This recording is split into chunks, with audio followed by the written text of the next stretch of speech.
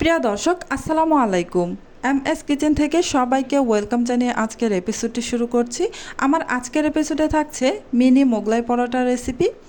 খুব সহজভাবে অল্প উপকরণে ঝটপট আপনাদের মাঝে আজকে তৈরি করে দেখাবো মিনি মোগলাই পরোটা।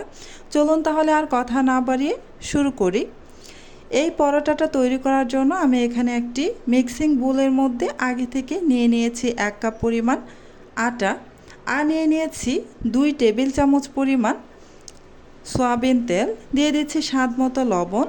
এবার আটার সাথে লবণ আর তেল খুব ভালোভাবে মিশিয়ে নিতে হবে। আপনারা দেখে নিশ্চয়ই বুঝতেই পারছেন আমি কিভাবে মিশিয়ে নিচ্ছি।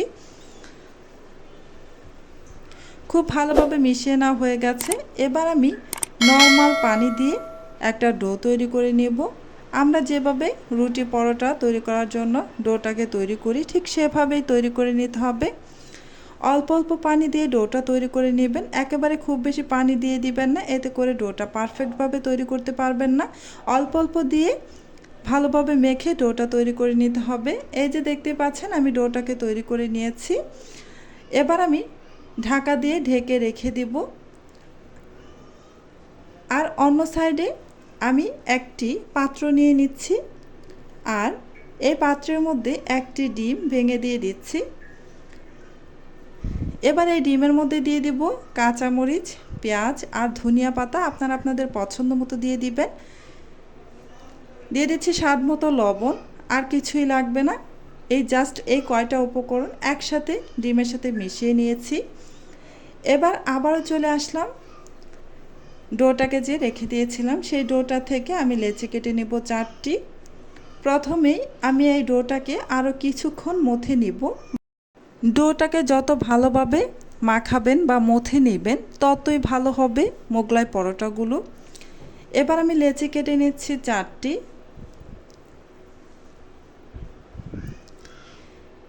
এখান থেকে একটি লেচি নিয়ে নিচ্ছি।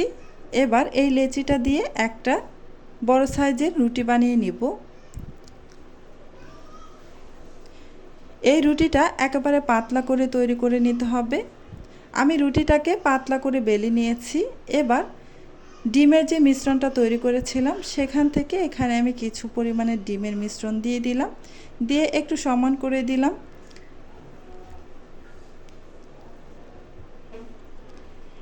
এবার ভাঁজ করে নিব। আপনারা দেখলেই বুঝতে পারবেন আমি কিভাবে ভাঁজটা দিয়ে দিচ্ছি। দুই পাশ থেকে টেনে এভাবে লাগিয়ে নেবেন। তারপরে এই যে দেখতেই পাচ্ছেন আমি কিভাবে লাগিয়ে নিচ্ছি। খুব ভালোভাবে মুখটাকে সিল করে নেবেন, এতে করে ভাজার সময় খুলে যাবে না। এভাবে আমি সবগুলোই বানিয়ে নিব। মুখটাকে খুব ভালোভাবে সিল করে নিতে হবে, নয়তো ভাজার সময় খুলে যেতে পারে। চুলায় একটা কড়াইতে পর্যাপ্ত পরিমাণ তেল দিয়ে গরম হতে বসিয়ে রেখেছি। তেলটা যখন ভালোভাবে গরম হয়ে যাবে তখন চুলার আঁচটা মিডিয়ামে রেখে তারপর এই পরোটাগুলো ভেজে নেব।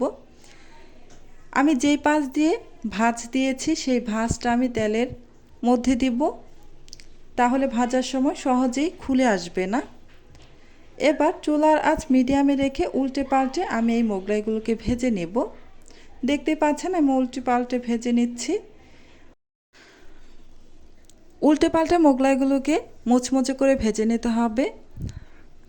এই মোগলাই পরোটাটা আমার ভেজে নেওয়া হয়ে গেছে। এবার আমি তেল ঝরিয়ে উঠিয়ে নেব। সেম প্রসেসে আমি বাকি দুইটা যে মোগলাই আছে সেই দুইটাও আমি ভেজে নেব।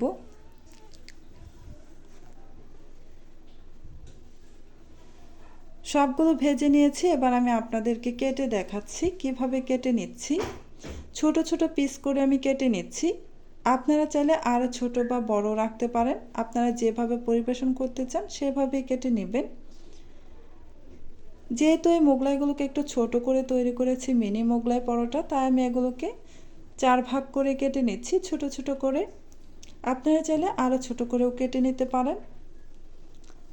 সবগুলো এভাবে কেটে নেব।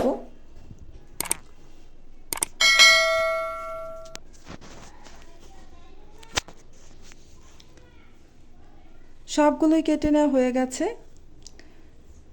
আজকের মতো এখানেই বিদায় নিচ্ছি। আবারও চলে আসবো অন্য কোনো দিন নতুন আরও একটি রেসিপি নিয়ে। আপনারা অনেক বেশি ভালো থাকবেন, সুস্থ থাকবেন।